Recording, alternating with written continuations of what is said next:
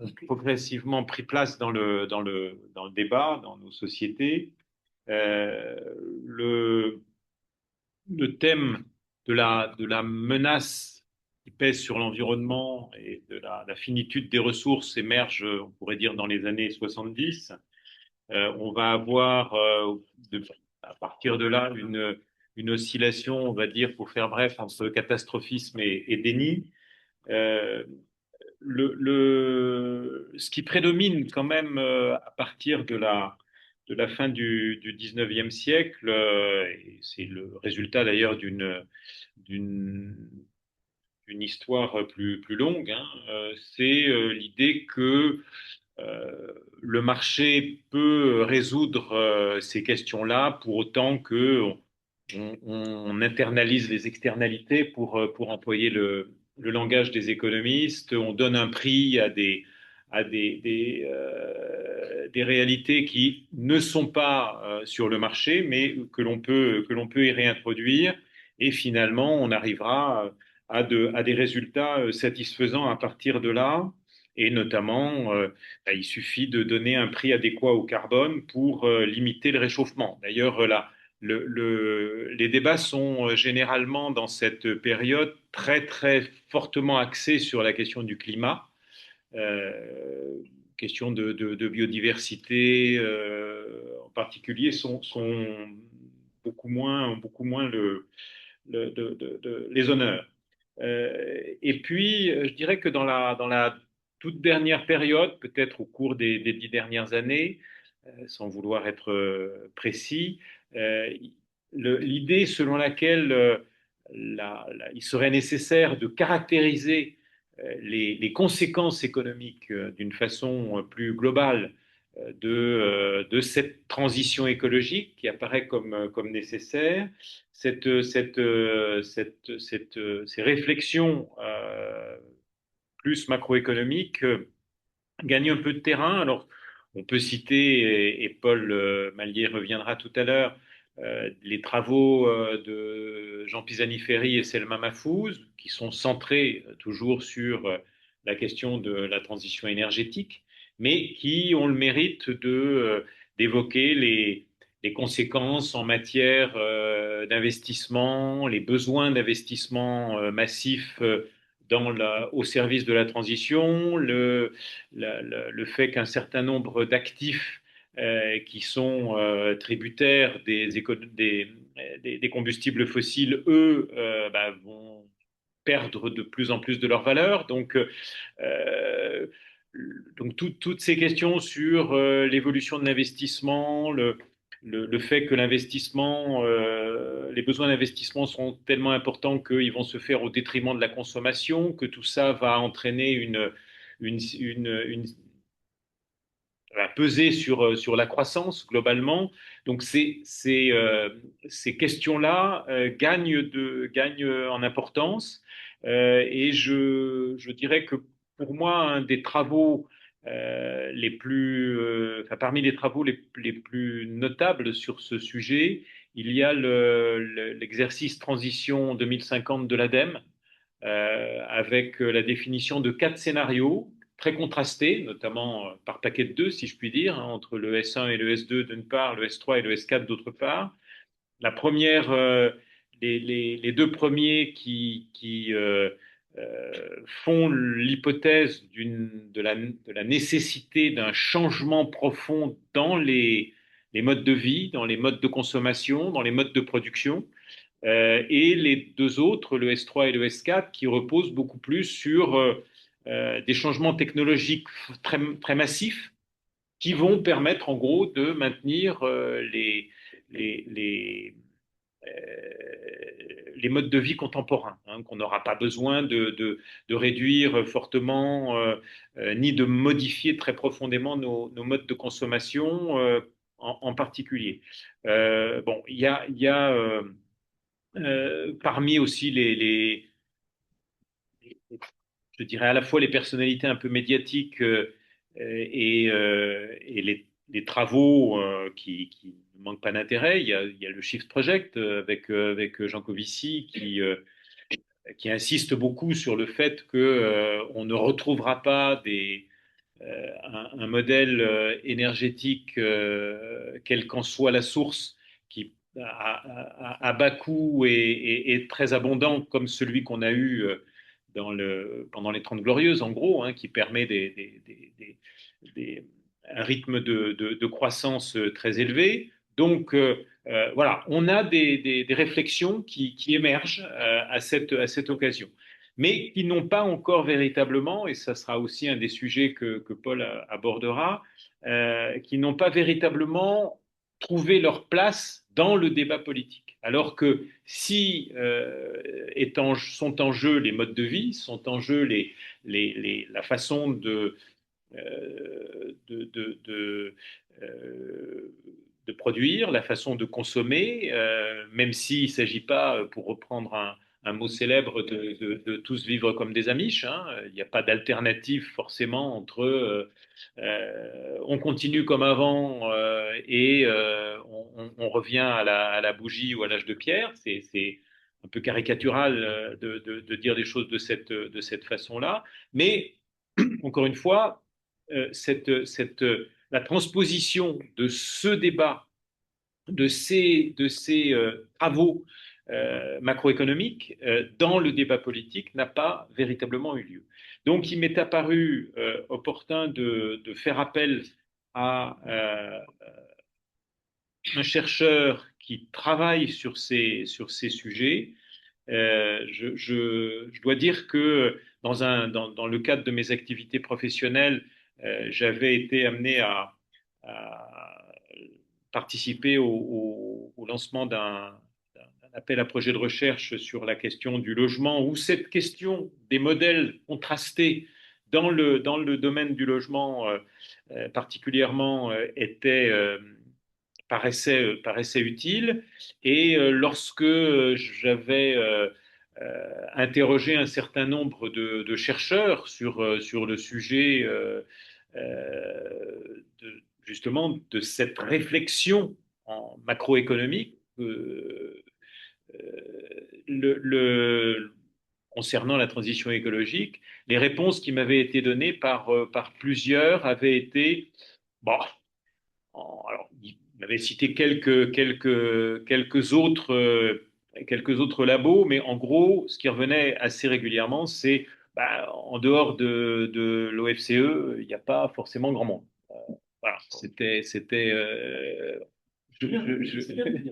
Ouais, ce il qui n'y avait est pas le choix. ce qui est pas forcément rassurant d'ailleurs. Hein. Ça montre que ben voilà, justement, c'est le travail qu'ils font est important, mais ça serait bien que ça fasse un petit peu, ça crée quelques émulations. Voilà, donc il se trouve que euh, je, je- j'étais en contact avec l'un des chercheurs de cette équipe et je lui ai demandé de m'indiquer une personne qui serait susceptible d'intervenir sur cette question-là, la traduction macroéconomique de la transition écologique, et il m'a indiqué Paul Mallier, donc à qui que j'ai sollicité et qui m'a très aimablement répondu rapidement et positivement, ce qui était ce que j'attendais, mais qui était ce dont je lui suis évidemment reconnaissant. Et voilà, donc on va l'écouter et puis ensuite on pourra avoir un débat. Donc merci Paul déjà d'avoir accepté d'intervenir et puis voilà. Oui. Ah, À vous. C'est la première. il est trop grand. Non, mais là, nous tout seul, hein, aussi. Merci Bruno, merci à vous pour voilà, cette occasion de présenter, alors sans forcément non plus comment dire, la volonté, ou en tout cas l'hubris enfin, de vous donner une compréhension, et en tout cas une restitution qui soit exhaustive et très factuelle sur ces questions, en fait, une des difficultés quand on s'attaque à véritablement ces questions de la soutenabilité écologique et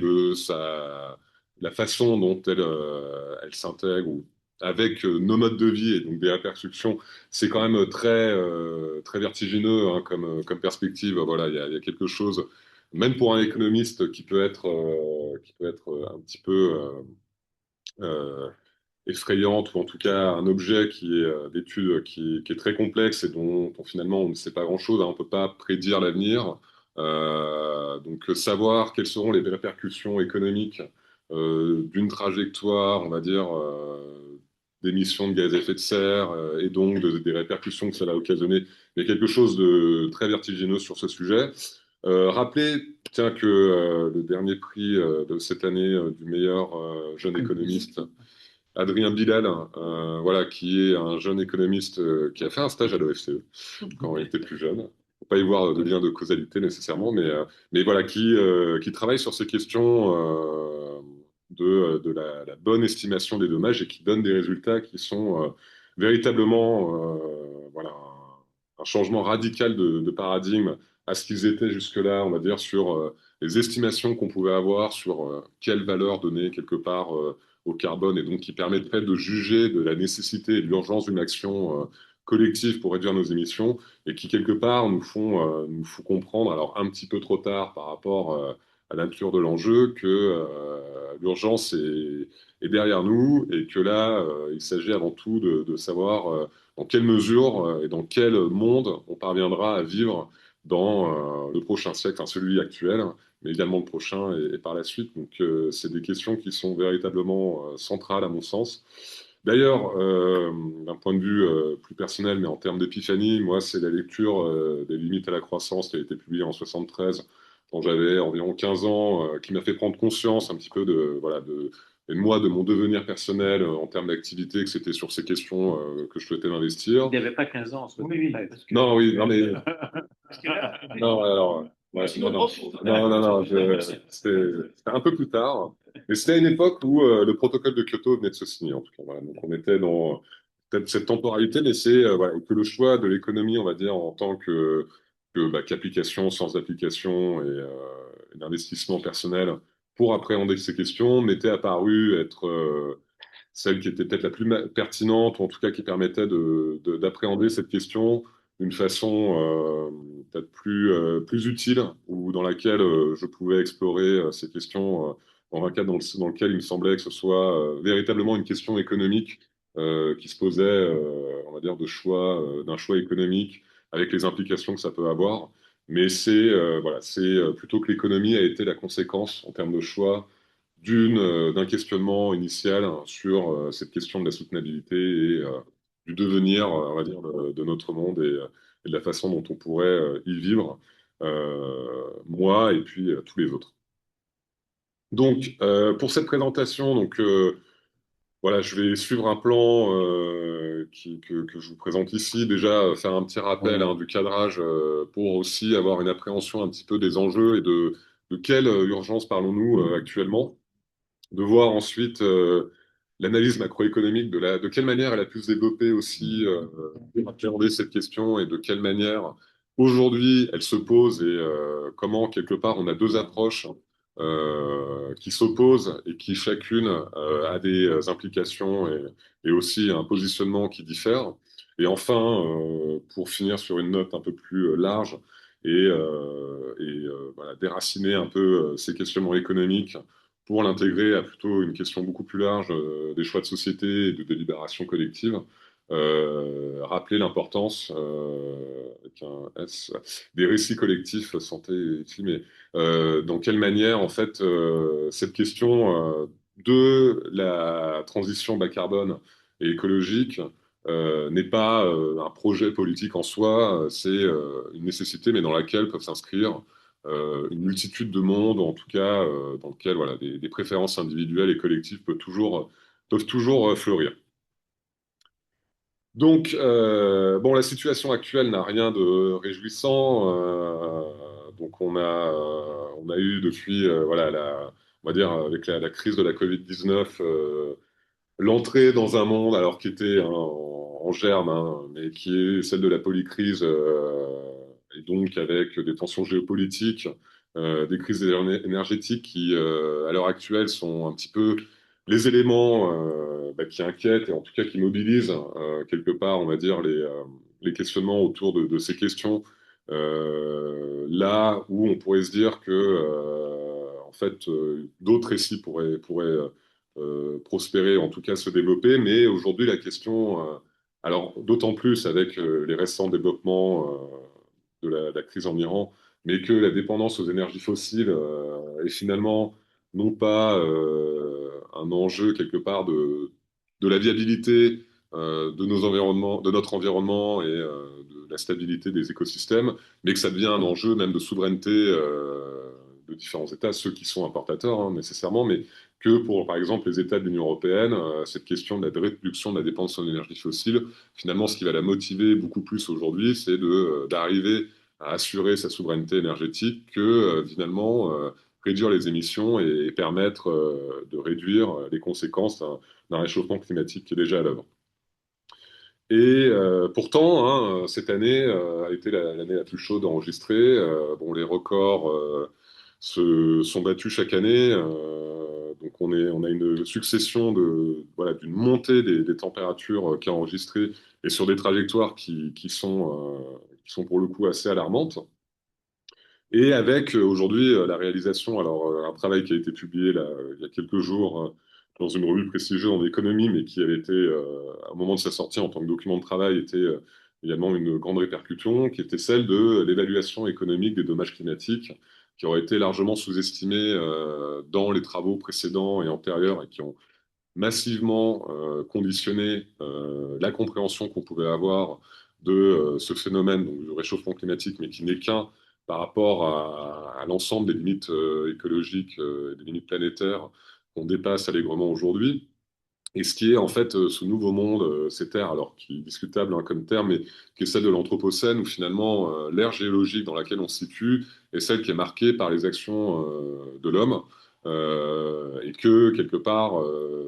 sont les rétroactions de notre civilisation moderne sont telles que ça va influer même l'existence et les conditions d'existence voilà, des espèces animales, de la faune, de la flore, mais que ça va modifier profondément le climat et les écosystèmes face à l'ampleur finalement de, de nos actions et des répercussions qu'elles occasionnent. Et donc, la science économique, par rapport à ça met un petit peu, on va dire, en péril le cadre dans lequel elle a pu se développer, qui pouvait être très hors sol, ou en tout cas qui était complètement dissocié des considérations écosystémiques de l'écologie au sens large. On partage la même racine oikos, qui est celle du foyer, mais jusqu'à présent, ou avec de manière très marginale, l'intégration de ces deux questions n'a pas véritablement été faite. Et aujourd'hui, le constat est tel que ça nécessite, en tout cas, ça appelle à une refondation aussi de la manière dont on peut appréhender ces questions. Et ça passe, par exemple, par, on va dire, dans ce qui va être le rôle de l'économiste, en tout cas, quel rôle il peut avoir, qui va être peut-être aussi d'être la mise à contribution, en tout cas à disposition des décideurs et du peuple, en tout cas de la société au sens large, d'outils de compréhension et d'analyse et d'arbitrage éventuel, mais en tout cas de montrer quelque part quels sont les coûts cachés au sens large de nos actions, de nos choix, et ainsi permettre de contribuer à une meilleure compréhension de ce phénomène, d'un point de vue social et pas nécessairement que en termes climatiques ou de sciences naturelles. Donc, sur cette question voilà, du récit, le récit collectif aujourd'hui, un peu, on a l'impression qu'il oscille entre à la fois un discours qui est celui de la contrainte, dans un cadre plutôt d'un effort de guerre et d'une contribution à un effort de guerre, ou en tout cas de défense de souveraineté, et donc plutôt un enjeu et un sujet de conflictualité, là où il pourrait être tout ailleurs, tout autant être un récit émancipateur et qui va plutôt s'intéresser à des questions à la fois d'indicateurs sociaux, de bien-être et de pouvoir concilier, on va dire, progrès social et progrès écologique, ce qui est aujourd'hui malheureusement un petit peu mis à l'arrière-plan. Et donc, cette ère de l'Anthropocène, ça conduit à des perturbations systémiques, ce qui va interroger quelque part le concept de valeur qu'on peut avoir en économie. Alors, je crois que c'est Kant qui disait tout ce qui a un prix n'a pas de valeur. Mais c'est une question qui se pose à nous autres économistes, puisqu'on a cette fâcheuse tendance à vouloir mettre un prix sur tout et de manière des fois assez héroïque, pour pas le dire autrement, mais que la question de l'intégration de l'économie dans son écosystème et de la biosphère au sens large est un sujet qui nécessite de revoir les outils intellectuels avec lesquels on peut travailler et qui peut être voilà, l'objet d'une évolution, on va dire, de cette science macroéconomique. Donc, le monde hein, dans lequel on vit actuellement, c'est celui alors de ce qu'on appelle, ce qu'on peut appeler celle de la grande accélération, puisque depuis les années on va dire, d'après-guerre, on a eu une forte accélération eh ben, de à la fois la population, mais de conjointement aussi de la richesse réelle, donc mesurée en termes réels, voilà, d'un mouvement qui va être celui d'un mouvement d'urbanisation, de concentration des populations dans les villes, de construction de grandes infrastructures, d'envol de télécommunications, et donc que tout ça, finalement, ça participe à quelque part accroître, on va dire, la qualité de vie du plus grand nombre, mais qu'il y a une accélération massive à la sortie de la Deuxième Guerre mondiale, mais que ces gains, en tout cas, on va dire, cette amélioration des conditions de vie telles qu'on a pu la connaître dans les pays développés et qui est toujours à l'œuvre, on va dire, dans les pays en transition ou émergents, elle s'accompagne par contre par une augmentation de ce qui va être les effets sur voilà, différentes métriques ici qui vont perturber l'environnement, les écosystèmes, et que on est finalement dans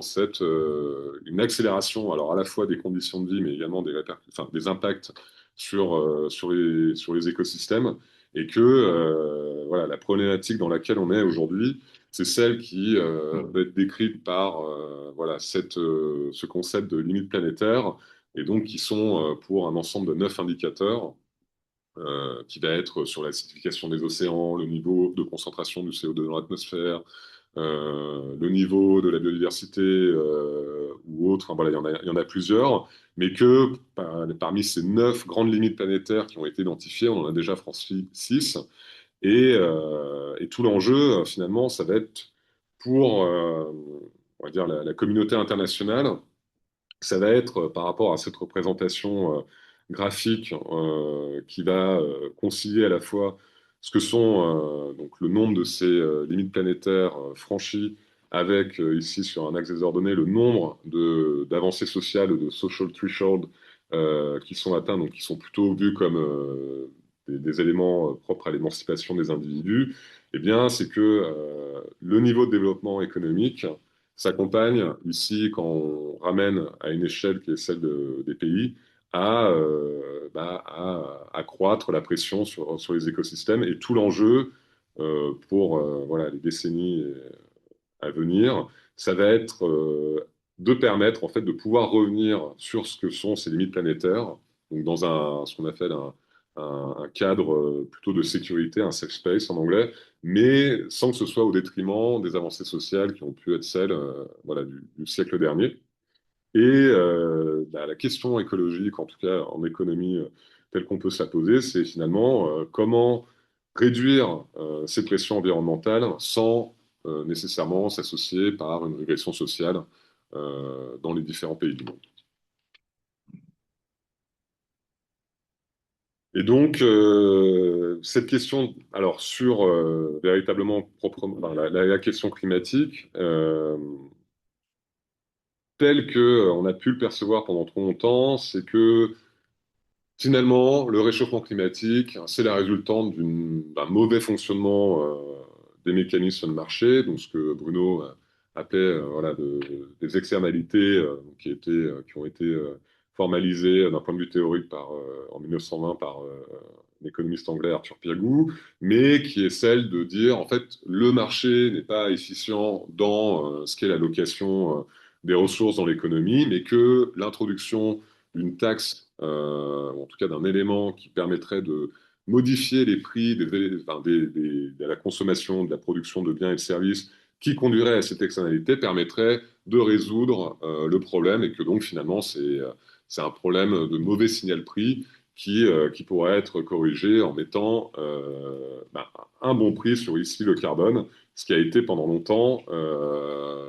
quelque part, le- la motivation, en tout cas le discours, la façon dont cette action euh, pouvait se mener, en mettant un prix du carbone qui soit compatible, en tout cas qui soit cohérent avec l'objectif de réduction de nos émissions, et que quelque part, c'est juste paramétrique et que ça permettra de résoudre tous nos problèmes. Le souci, c'est que alors ça s'inscrit dans un ensemble de contraintes qui, du point de vue de la représentation qui a pu être faite dans ces travaux, qui omet ou qui suppose une réversibilité des actions aussi, là où la réalité montre qu'il y a quand même il y a des choix qui peuvent être faits et donc une fois que les actifs ou le capital productif, technique est produit, le retour en arrière n'est pas forcément permis et que ça induit des résistances aussi dans la façon dont les agents peuvent intégrer ce signal prix. Et que, en fait, si on veut avoir une conception un peu plus large de ce qu'est une transition bas carbone, ça va être un ensemble, finalement, qui est une transformation systémique, mais un ensemble de politiques, ou en tout cas de changements des règles du jeu, quelque part, qui va s'inscrire à la fois dans une politique d'offre, donc c'est-à-dire de modifier, de réorienter l'investissement en vue d'investir dans les technologies qui permettent de réduire nos émissions. Donc, c'est une modification du capital productif qui est nécessaire. Mais en même temps, il y a une politique de demande qui doit pouvoir être mise en œuvre, qui puisse permettre un changement des comportements qui s'avère plus sobre par rapport à celui ou à ceux qui étaient jusque-là en vigueur, et qui n'est pas simplement une question de valeur propre, mais qui est largement déterminée par aussi les infrastructures dans lesquelles on évolue. Et par ailleurs, cette politique de transition, la difficulté, c'est que ça ne va pas non plus affecter chaque individu, chaque entreprise de la même manière. Il va y avoir une très forte, ce qu'on appelle une très forte hétérogénéité ici sur les effets qui vont être à l'œuvre. Par exemple, une entreprise qui travaille dans le secteur de l'acier ou des ciments sera directement impactée, puisque très émettrice, mais qui en même temps est utilisée pour un ensemble large d'activités connexes, mais que ça va avoir finalement une grosse répercussion sur certains acteurs, et de la même manière, on peut le retrouver sur les individus, les ménages, ce qui a été notamment perçu de manière un petit peu brutale à l'occasion de l'épisode des Gilets jaunes, où la fiscalité carbone qui avait été mise en place sur les carburants finalement affectait de manière très disproportionnée les individus selon qu'ils aient un véhicule ou pas, selon la façon dont ils l'utilisent, selon le type de véhicule, enfin un ensemble assez large de déterminants et facteurs qui font que, en fait, c'est une grosse, comment dire, ça conduit à une redistribution interne des revenus, de la valeur, qui font qu'on va avoir des gagnants et des perdants. Que, C'est Pisani-Ferry, je crois, qui disait la transition écologique est spontanément inégalitaire. oui, oui, oui, Donc, mais la nécessité et voilà. d'intervenir pour C'est réguler tout que, ça. voilà, c'est que si on laissait spontanément une taxe carbone seule comme étant le seul instrument de politique économique pour réorienter les investissements et à terme réduire nos émissions de gaz à effet de serre, eh bien, ça s'accompagne avec des éléments très agressifs, très inégalitaires, qui sont connus, hein, qui sont renseignés, qui n'étaient pas non plus, on le découvrait pas en 2015, hein, enfin en 2017, mais qui nécessairement font il y a une politique sociale, en tout cas des éléments de politique sociale qui doivent accompagner cette politique de transition, et que finalement le seul outil de la taxe carbone ne suffit pas à induire ces changements structurels. Et par ailleurs, bon, on le voit aujourd'hui avec les questions de politique énergétique, mais finalement cette question de transition bas carbone, c'est pas juste un problème identifié qui est celui de nos émissions et de leur niveau à long terme pour réduire ces effets du réchauffement climatique, mais ça se croise avec un ensemble assez large d'enjeux. On le retrouve sur les questions de développement, qui peut, dans les questions de négociation internationale, déterminer aussi les revendications des pays suivant leur responsabilité historique, leur exposition au risque climatique, qu'en même temps, ça a aussi attrait à ce qui va relever de la question de la recherche et du développement, de la direction que on souhaite donner aux progrès techniques, voilà, et que on va le retrouver, ça, typiquement, aujourd'hui, avec la question des besoins en termes de puissance de calcul pour développer des outils d'intelligence artificielle dont l'utilité sociale et économique est encore largement invocatoire. En tout cas, on n'a pas de business model qui soit véritablement probant pour ces enjeux, même s'il y a des usages et puis ça a des répercussions fortes. Mais tout ça, en fait, c'est difficile de l'exclure. Et voilà, pour reprendre donc ce travail coordonné par Jean Pisani-Ferry et Selma Mahfouz, qui a mobilisé un peu une communauté assez large de chercheurs, qui soient académiques ou issu de l'administration publique, qui a donné quelque part aussi une forme de revue de littérature, de la connaissance dont on dispose collectivement sur les différentes questions associées à cette question de la transition de la carbone, mais qui peuvent se retrouver déclinées en 9 chapitres, 9 rapports thématiques allant des questions de productivité, d'impact social, de compétitivité internationale, mais qui montrent finalement que cette question de la transition de la carbone, elle est transversale, quelque part à l'économie au sens large, tel qu'on peut la considérer. Donc cette analyse macroéconomique, elle vient pas de nulle part hein, quand elle porte sur cette question du changement climatique. Donc ce qui marque un petit peu une rupture, c'est cette prise de conscience dans les années 70, alors avec la publication du rapport de Rome sur les limites à la croissance en 73, par les époux Meadows, et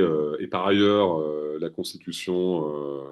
voilà, de premier de la création du PNU, je crois d'ailleurs, dans ces années-là avec les premiers sommets de la Terre. Mais il y a une prise de conscience en Et fait même en que France, création d'un ministère de l'environnement, enfin, oui, de la oui, protection de la nature. oui, c'est vrai, À ce 71. moment-là. en 71, donc qui est antérieur à, à cette question, enfin en tout cas à la publication de ces rapports. Mais voilà, il y a... J'en dirai un mot. Oui, bien Parce que j'ai sûr, non, non, mais parce que j'ai travaillé là-dessus. très bien, bon, super. Mais qui a, voilà, dans les années 70, on a quand même l'émergence que quelque part, il y a une question de la finitude du monde, que voilà,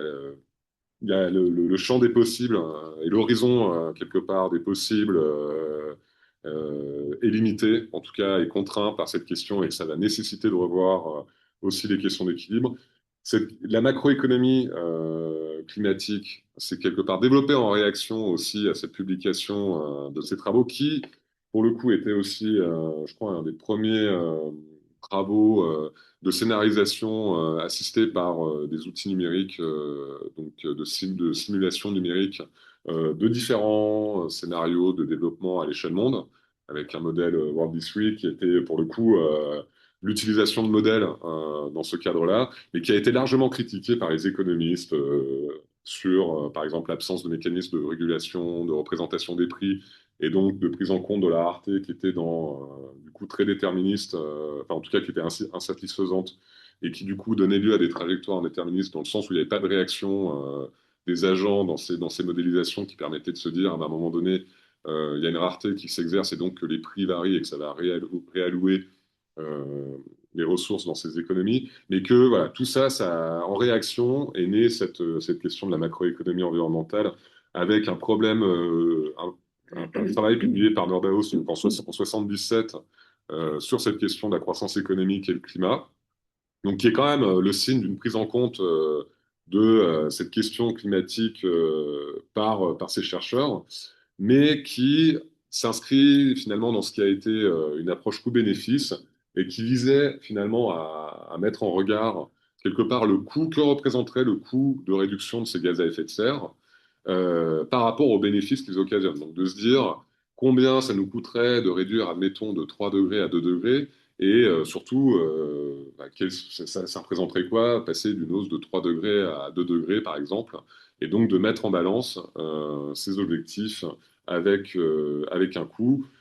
Tout ceci dans un cadre qui était celle des modèles dits intégrés, et qui était une représentation stylisée à la fois des dynamiques climatiques et des dynamiques économiques, avec l'idée que finalement, en ayant un bon calibrage de ce type de modèle, ça nous permettrait de connaître, de donner en fait une valeur du coût de l'action, ce qui était le coût social du carbone, et qui finalement nous permettrait de dire, bah, si on veut intégrer les dommages futurs que le réchauffement climatique occasionnerait, ça valoriserait à tant de dollars une tonne de CO2 émise aujourd'hui, et que ça doit être le critère qui doit prédéterminer nos choix actuels dans ce que devrait être une politique voilà, de valorisation du carbone et donc de modification éventuellement des choix d'investissement, de société, en tout cas en termes de développement économique. Là, pour le coup, on est dans l'hubris des économistes Oui, oui, avec Nordhaus, complètement. c'est-à-dire je m'aventure sur un terrain que je connais pas Oui, et Mais je mais dont définis, j'ai les outils. mais pour lequel je prétends avoir les outils. Voilà, pour c'est un marteau, tout est un clou. C'est pour ça. Mais voilà, et du coup, bah, cette approche, en fait, alors elle a été, c'est celle qui a été très dominante, même s'il y a des travaux dans les années 70-80 qui essaient de prendre un contre-pied, notamment, je crois que c'était à Resources for the Future, où il y avait une approche un think tank américain qui travaillait, qui s'est développé dans ces années, même un petit peu antérieures, mais pour prendre en compte des questions environnementales. Alors, déjà de pollution locale, avant de parler de conception, enfin, de considération beaucoup plus systémique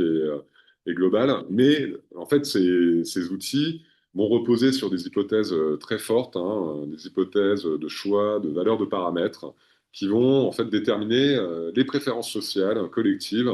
de ce que va être la préférence pour le temps et donc de savoir dans quel degré collectivement on valorise les générations futures et avec des choix finalement de paramètres qui sont largement critiquables et qui ont été critiqués dans le cadre de débats en économie, notamment par d'autres chercheurs. Il y a eu dans les années 2000, à l'occasion de la sortie du rapport Stern sur l'économie du changement climatique en 2006, une opposition une controverse même, voilà, scientifique sur comment donner une valeur, quelle est la bonne valeur de ces paramètres de préférence finalement, hein, sociale et intergénérationnelle pour déterminer l'action pour réduire les émissions et que ça a des répercussions en fait majeures. C'est que dans un cas, on a un Nordaos qui va nous dire qu'on doit être à 30 dollars la tonne de CO2, donc la valorisation dans les années 2000 va être même pas entre 12 et 30 dollars. Ça va dépendre un petit peu aussi après des analyses, alors que Nordhaus pouvait parler lui plutôt d'une valorisation à 100 dollars, voire 200, même Stern. plus. Stern, pardon. Ouais. Oui, Stern parlait plutôt de 100, voire 200, et que ça, ces différences de valorisation, en fait, reposent sur ces choix de paramètres qui sont largement psychologiques, éthiques même, qui vont attrait plutôt à une question de choix collectif et pas celui du chercheur et a fortiori de l'économiste. Et donc, bah, cette approche, elle a ses faiblesses, même si ça a permis à Nordhaus d'avoir le prix Nobel en 2018. C'est pour ça qu'il l'a eu. Oui, c'est pour ça qu'il l'a eu, hein. Et d'ailleurs, il y avait une autre approche sur ces questions qui était plutôt proposée par Martin Weissman, qui était un économiste qui, lui, travaillait beaucoup, ou intégrait beaucoup la question de la notion du risque, et que finalement, c'est pas une question d'arbitrage intertemporel, cette question du changement climatique, mais c'est de couverture face à un risque dont on ne connaît pas forcément non plus les répercussions en termes d'amplitude, d'effet, et que ça militait pour une approche beaucoup plus conservatrice ou prudente, en tout cas, dans ce que va être le choix de la détermination de l'action et que bah, ce qui en est dit, c'est que, enfin, il s'est suicidé à l'issue de ce verdict et que c'était largement lié au choix du comité Nobel de remettre le prix à William Nordhaus plutôt qu'à lui. Et que ça, voilà. Bon, c'est. Sachant que ce qui apparaît clairement dans ce que vous dites, c'est que chez Nordhaus, il y a ce qui manque fondamentalement, ce dont vous insistiez sur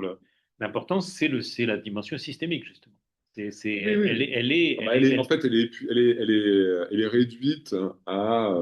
une fonction de dommage, voilà, mais qui est pauvre, en fait, qui est très pauvre, qui est très pauvre. qui est très pauvre dans ce qu'elle traduit. et qui donne l'illusion finalement d'un risque mineur, ou en tout Ouais. cas, voilà, c'est pas une remise en question fondamentale de nos conditions d'existence. C'est finalement, il y a d'autres problèmes plus importants que celui du réchauffement climatique, et que finalement, c'est juste qu'il faut investir un petit peu, et même les premiers travaux, la température optimale, c'était plutôt plus de 3 degrés parce que les dommages étaient sous-évalués et en même temps, il valait mieux accroître la consommation des générations futures, donc en investissant les richesses en investissant plus et donc en allouant une portion moins importante de nos ressources à la lutte contre le réchauffement climatique, ce qui leur permettrait d'avoir peut-être un climat un petit peu plus chaud, mais un revenu plus important, et que l'un et l'autre se compensent. Et que voilà, et en plus, il y a l'équivalence qui est portée sur le dommage avec le niveau de consommation. Et donc, cette critique des modèles intégrés, donc, qui a été formulée par Piндвik, donc, qui est un autre économiste, sur justement rappeler la façon dont l'usage et le mauvais usage de ces modèles conduit aussi à des mauvaises décisions collectives. Et que il y a cette approche coût-bénéfice, donc qui vise à mettre en comparaison les coûts et les bénéfices associés à cette question de la lutte contre le réchauffement climatique, se développe une analyse coût-efficacité où on va ici plutôt être dans un cadre plutôt positif. Donc on va proposer, sans préjuger nécessairement de l'optimalité des politiques économiques proposées, là où les modèles de Nordaos donnaient cette illusion aussi, qui était beaucoup plus normative, et qui va en fait permettre, selon des indicateurs de coût marginal d'abattement, donc combien ça coûterait d'émettre une tonne de CO2, enfin, une tonne supplémentaire de CO2, avec du coup des connaissances sur ça, c'est typiquement, voilà, vous changez vos fenêtres. L'achat d'une nouvelle fenêtre à double vitrage avec un indice d'isolation thermique plus élevé que celle que vous aviez, ça peut permettre de comparer le coût que cet investissement représente individuel avec les économies de CO2 qu'elle occasionnerait par une consommation moindre d'un point de vue énergétique. Ça nous donne une relation directe quelque part entre le coût d'une action, quelle qu'elle soit, hein, ça peut être assez large finalement, avec ce que ça permettrait de réduire en termes d'émissions. Et ça nous donne une manière de hiérarchiser quelque part ou de donner un indicateur qui n'est pas le seul par ailleurs, mais d'un coût d'abattement, et donc de voir quelles sont les options quelque part les plus efficaces en termes de répercussions, enfin de décarbonation des différents pans de l'économie par rapport à un objectif qui va nous être donné et qui ici va pas être déterminé directement de manière endogène, donc par les questions internes au modèle, mais qui va être un objectif qui sera donné par, voilà, parce que c'est un choix politique et souverain et qui est l'expression en fait de la préférence sociale, mais qui va, par rapport à cet objectif, déterminer quelles sont les options ou les différentes options possibles pour réduire les émissions avec éventuellement des analyses en termes de coûts, d'impact redistributif, de voir quels sont les secteurs qui vont être mis à contribution et qui suppose en fait là où ces travaux de coût-bénéfice étaient sur une représentation très stylisée de l'économie dans son fonctionnement. Là, c'est un peu l'inverse, en fait, ce qui va donner la richesse et quelque part la pertinence des recommandations qui peuvent être faites, ça va être dans la manière et quelque part la façon dont la complexité et l'hétérogénéité des différentes sphères de l'économie peuvent être représentées et ça repose finalement sur une infrastructure aussi en termes de données qui va être beaucoup plus forte.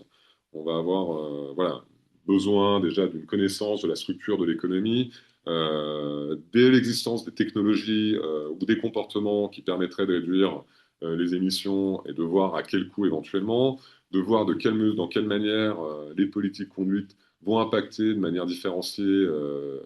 ce soit les entreprises ou les ménages, et donc d'avoir des impacts redistributifs qui puissent être associés à un choix de politique économique d'un instrument, ou même plus généralement dans ce qu'on va appeler un scénario, donc qui va être la combinaison de différentes politiques et qui va être cohérente dans la façon où elle va présenter une éventualité, en tout cas un chemin possible. Et donc, cela, ça va supposer finalement déjà un lien beaucoup plus fort avec les institutions publiques, qu'elles soient sur l'appareil statistique, euh, la manière dont ça va être aussi les dialogues avec les décideurs, parce que là, c'est du coup de fournir un outil d'aide à la décision plutôt que de donner une valeur cible d'un coût social du carbone sans nécessairement discuter la façon dont il a été obtenu.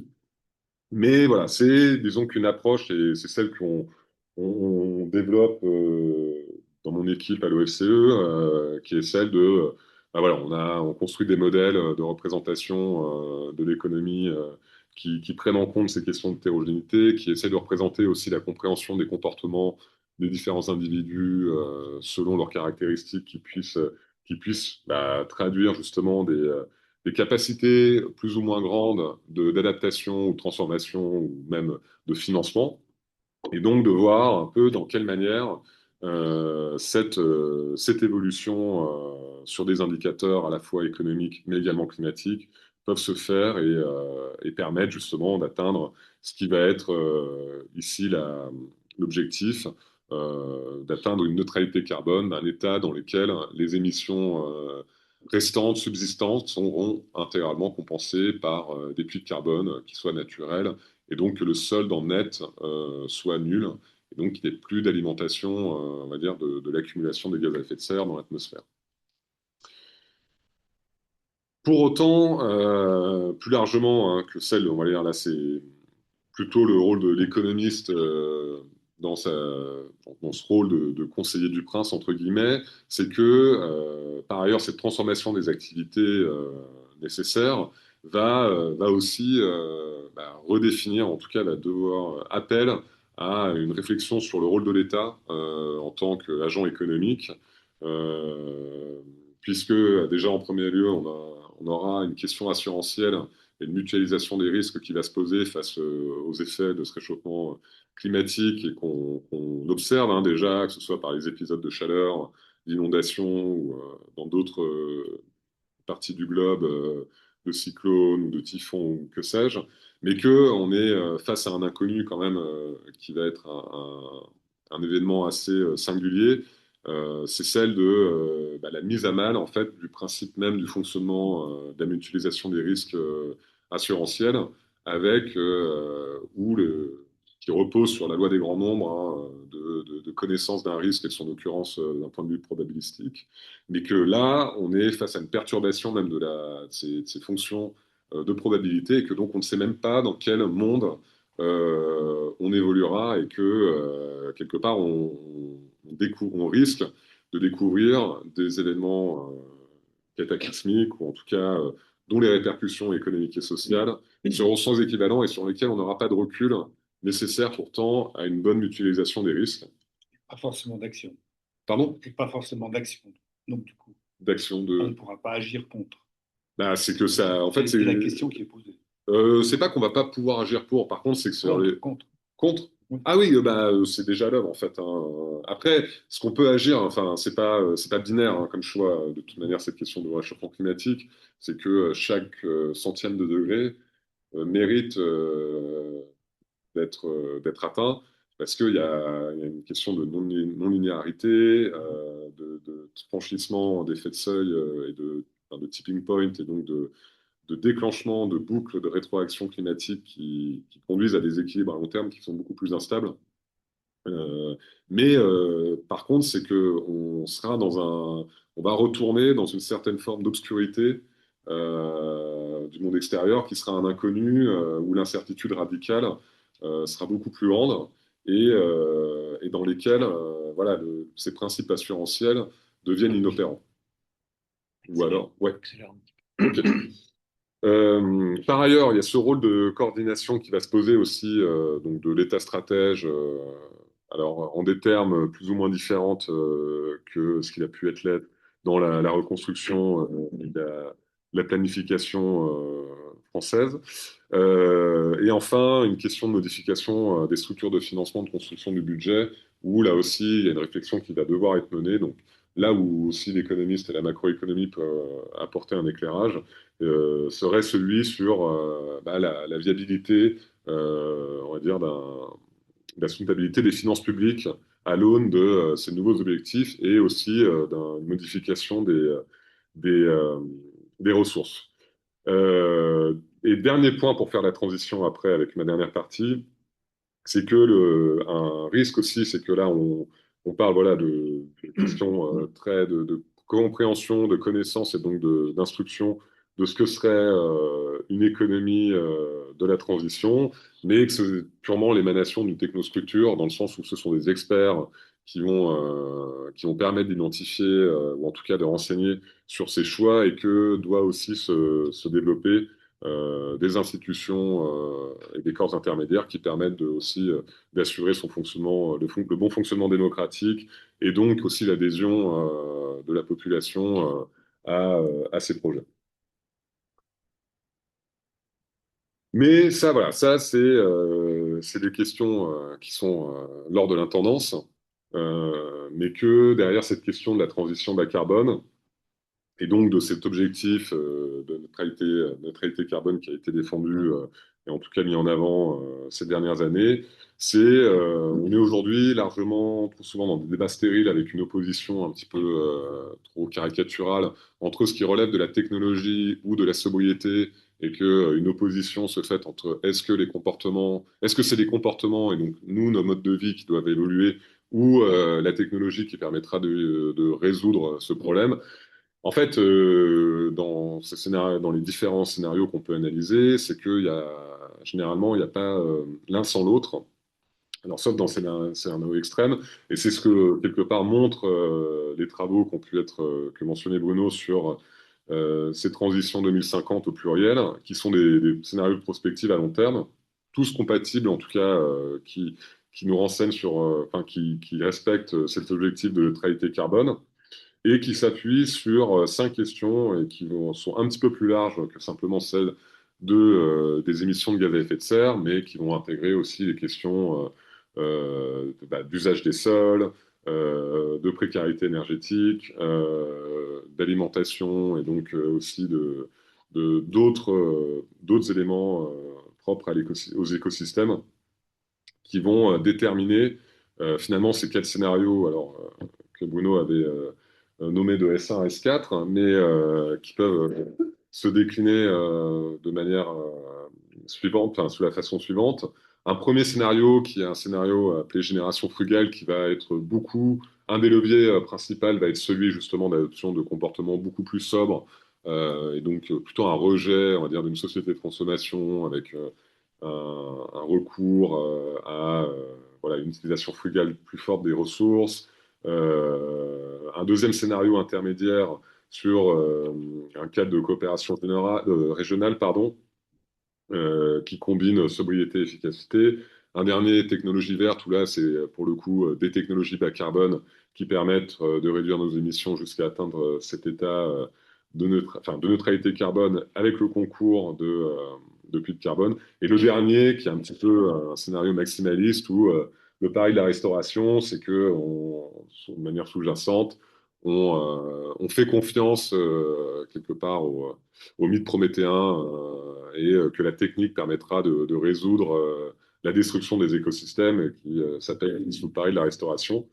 et qui sont voilà, illustrés ici, donc qui permettent ce que ça montre, hein, ici, je ne vais pas rentrer dans le détail, mais c'est qu'il n'y a pas qu'une question dans la façon dont ce travail a pu être effectué, que sur une dimension purement économique, c'est que ça mobilise aussi d'autres dimensions propres au mode de vie, que ce soit l'alimentation, de délibération collective, sociétale, mais aussi également de gouvernance et de cohésion des territoires. Et que, en fait, c'est un travail ici qui est par ailleurs est quantitatif, donc qui repose quand même sur la mobilisation d'outils de modélisation assez complexes de plusieurs équipes, avec un dialogue qui a duré, je crois, plus de 18 mois, peut-être même 2 ans, entre différentes sphères, on va dire, d'expertise, qui visent à rendre en cohérence et de manière quantitative, avec des éléments chiffrés, les répercussions, en tout cas les conséquences de ces quatre scénarios contrastés, qui, quelque part, amènent à ce même état de neutralité carbone, mais qui le font par des chemins largement différents et pour lesquels peuvent s'exprimer quelque part aussi des préférences individuelles dans la délibération collective. Là, pour le coup, on a vraiment une approche systémique, en fait, hein. Complètement, oui, oui, On est oui. vraiment dans un projet, dans des projets qui se déclinent sur l'ensemble des secteurs qui sont Systémique et présentés. bouclé. Voilà, absolument. Voilà, avec un bouclage, donc on a la mise en cohérence complète. Et vous le rappeliez tout à l'heure, c'est un travail qui est en train d'être repris Oui, par l'ADEME, mis à jour, avec une échéance en mai 2027. mai 2027, normalement, un volet qui sera une mise à jour aussi face à, parce que c'était 2022, je crois, la réalisation de cet exercice. Mais depuis 2022, il s'est passé beaucoup de choses. Et voilà, l'état du monde n'est plus tout à fait le même. Et donc d'intégrer un petit peu aussi ces nouveaux éléments à cette réflexion. Aussi sur la question voilà, ces choix de récits collectifs, la question de la technologie, du coup, qui est souvent mis, comme je disais, hein, de manière caricaturale en opposition à la sobriété, mais que ce qui prédomine, enfin, qu'il y a aussi dans les choix technologiques finalement une direction, en tout cas des possibilités assez larges de chemin à entreprendre. Et ça, c'est voilà, un graphique qui date de 73, mais qui compare en fait, ici sur cette échelle à gauche, c'est le coût de transport d'1 kilo pour 1 kilomètre mesuré en calories, avec en échelle logarithmique et sur l'axe ici des abscisses, la masse en kilos, et qui va voilà, caractériser différentes espèces animales.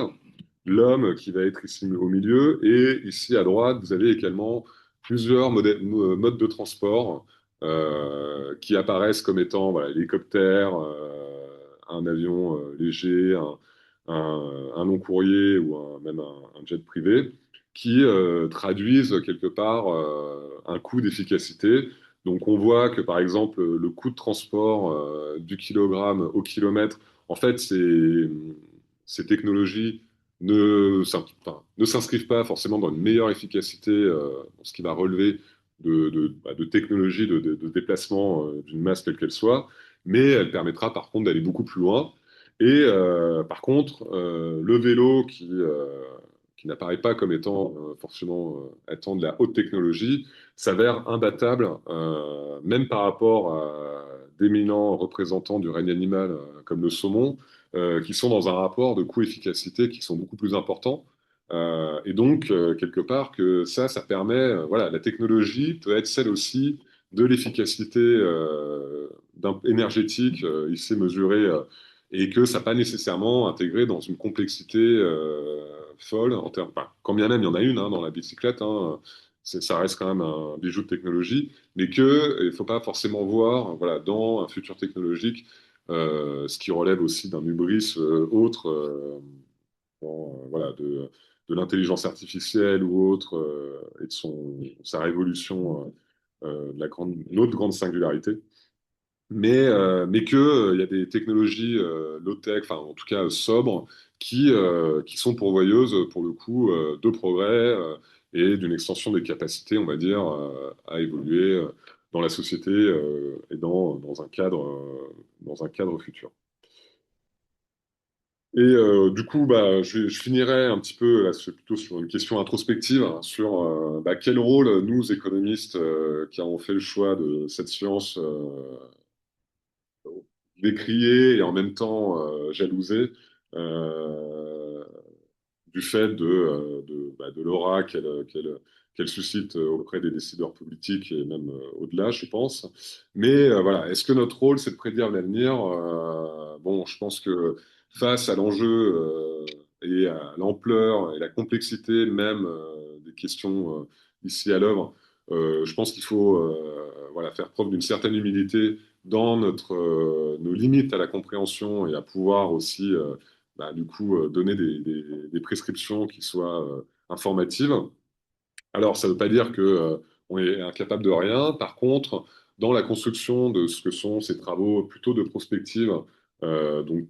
tels que sont les travaux de l'ADEME sur les transitions 2050, qui vont s'appuyer sur des outils de modélisation qu'on va pouvoir développer, utiliser, mobiliser dans le cadre de ces exercices. Il faut aussi comprendre que nous avons ici enfin, la responsabilité, en tout cas cette volonté de renseigner un phénomène sur lequel on n'a pas de recul ni d'expérience. Donc on n'a pas le loisir du passé pour nous éclairer, et pour autant, il faut faire des choix forts. Et ce qui va justifier quelque part ces choix, ça va être la mobilisation de la science au sens large. Et ce que d'ailleurs le groupement des experts du climat, le GIEC, va produire, c'est du coup des travaux de prospective qui vont renseigner sur bah, du coup l'évolution du climat, mais pas seulement, aussi sur les capacités d'y répondre. Et l'économie est partie prenante dans ces différentes approches. Mais voilà, avec peut-être cette nécessité de se rappeler que nous ne savons pas grand-chose et de sortir un petit peu de l'hubris que Bruno rappelait, où la science n'est pas une science exacte, enfin l'économie n'est pas une science exacte et ne répond pas à des lois physiques ou mécaniques, et qu'elle est plutôt une science sociale, et qu'en ce sens, elle doit plutôt être un pont entre ces différentes approches. Et voilà, et que on est face à des phénomènes de toute façon dans lesquels ce n'est pas les moteurs, on va dire, du changement, ne vont pas être ceux d'une linéarité progressive dans la modification des comportements, mais qu'il va y avoir plutôt ce qu'on observe, hein, c'est que c'est plutôt des changements abrupts qui vont être menés souvent chaotiques, et qui vont induire éventuellement des modifications à long terme qui puissent s'inscrire dans ces limites planétaires. Et juste pour terminer, du coup, une œuvre qui est beaucoup citée hein, par les économistes. Alors moi-même, hein, d'ailleurs, hein, j'aime beaucoup ce travail, enfin l'œuvre d'Isaac Asimov. Je crois qu'elle a été publiée en 57 ou c'est voilà, Je crois que ça avait commencé avant. ça avait même commencé avant, ouais. Voilà. Donc Les trois premiers, parce qu'après, il a délégué. oui, c'est son fils qui a repris, Ah oui. je crois, en partie. Mais voilà, sur donc cette œuvre de science-fiction majeure où ce qui va être développé sous cette histoire de la psycho-histoire, qui va être une science qui permettra en fait de mesurer et de déterminer, de prévoir les interrelations et l'enchaînement de cause à effet, on va dire, dans du coup la préscience de la chute d'un empire intergalactique, et que la Fondation ne sera là quelque part pour permettre non pas d'empêcher cette chute, mais de réduire en tout cas la période d'anarchie qui la suivra, en préservant un ensemble de savoirs un peu encyclopédiques dans cette démarche. Et avec cette citation où entre Harry Seldon, qui est donc euh, l'héros, en tout cas le protagoniste qui est à l'œuvre dans l'établissement de ces fondations, et l'empereur, euh, sur justement est-ce que ce qu'il prédit, est-ce que c'est de la prédiction, et sur lequel il se défend que c'est pas tout à fait de la prédiction, mais qu'en même temps, c'est à partir d'un point, c'est de montrer, de renseigner des relations de cause à effet, et de faire des hypothèses appropriées qui permettraient de supprimer le chaos. Et dans ce sens-là, ça permettrait de prédire le futur, non pas de manière exhaustive, mais avec une certaine certitude, et à quoi l'empereur répond que mais est-ce que ça ne signifie pas justement que vous avez prédit le futur? Et donc, la tentation des économistes qui font la prospective, c'est peut-être de s'inscrire dans cette connaissance, ou en tout cas ce renseignement sur des scénarios de prospective qui vont essayer de mettre en relation des phénomènes complexes avec des relations de cause à effet. Mais pour le coup, je serais plutôt de dire que c'est pas pour autant que on peut prédire le futur, mais que ça, c'est peut-être de renseigner, en tout cas de donner une perspective un peu plus large que ce que un horizon trop limité nous donnerait, et espérer en tout cas contribuer, ou en tout cas pas un éveil des consciences, mais en tout cas une compréhension des enjeux et des solutions qui sont possibles face à voilà, un sujet qui n'est pas que un péril, mais qui peut être aussi l'occasion de revoir nos modes de fonctionnement économique et permettre une prospérité qui puisse toujours exister dans le respect de ces limites planétaires. Merci, Voilà. merci.